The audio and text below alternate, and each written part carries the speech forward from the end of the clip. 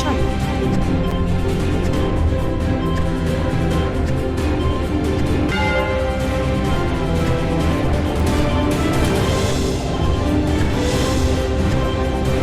Thank you for watching Lango News channel.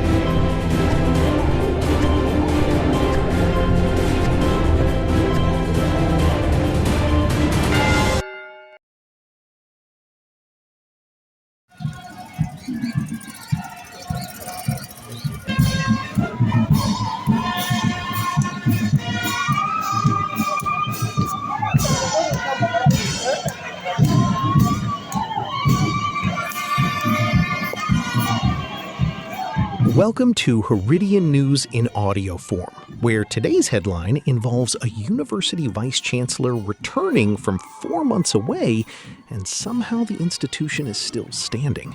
Angora Denish brings us the story from Lira City, a leadership return, a handover ceremony, and the governance questions that come with both. Let's start with what happened when Professor Ogwal Okeng walked back onto campus. Professor Jasper Ogwal Okeng has been on medical leave since mid-March, and his return this week raises the obvious question. What did the university look like in his absence, and what does he come back to? The handover set the scene. Acting Vice Chancellor Dr. Andrew Ojolong reported that during the 4 months, the university kept teaching and research running, expanded the anatomy laboratory, secured research grants, including one on non-communicable diseases, and advanced construction of the administration block and Akibua AFCON training facilities.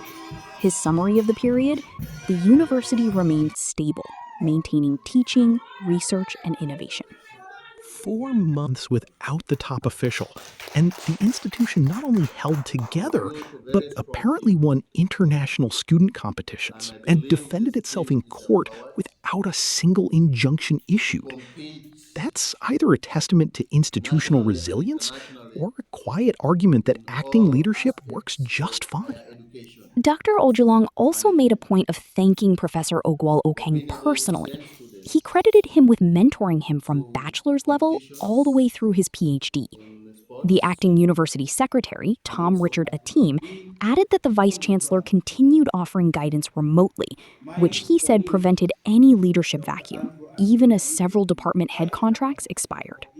So the man was on sick leave and still managing the institution from a distance.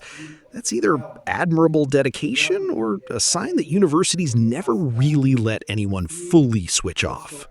On his return, Professor Ogwal Okeng urged staff to uphold discipline, directed the university secretary to begin recruiting for existing gaps, and flagged plans for on-campus student accommodation.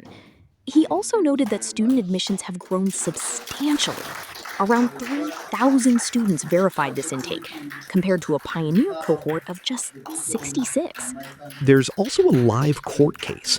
Former Deputy Vice Chancellor Associate Professor Opio Okaka-Dokudum filed suit over his non-reappointment, a dispute that followed the decision to appoint Dr. Ojolong as acting head instead. Professor Ogwal Okeng addressed it directly.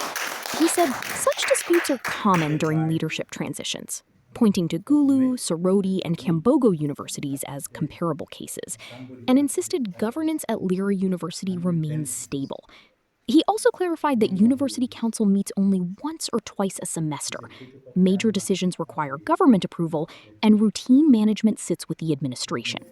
Governance is holding, the numbers are growing, and the legal challenge is being framed as ordinary turbulence. Whether that framing sticks is a question for the courts. A leadership return, a clean handover, and a court case that the university says is routine. Lira University's story this week is really about what institutions do when the person at the top steps back. And whether the answer to that question changes anything about who actually needs to be there. More from Heridian News next time.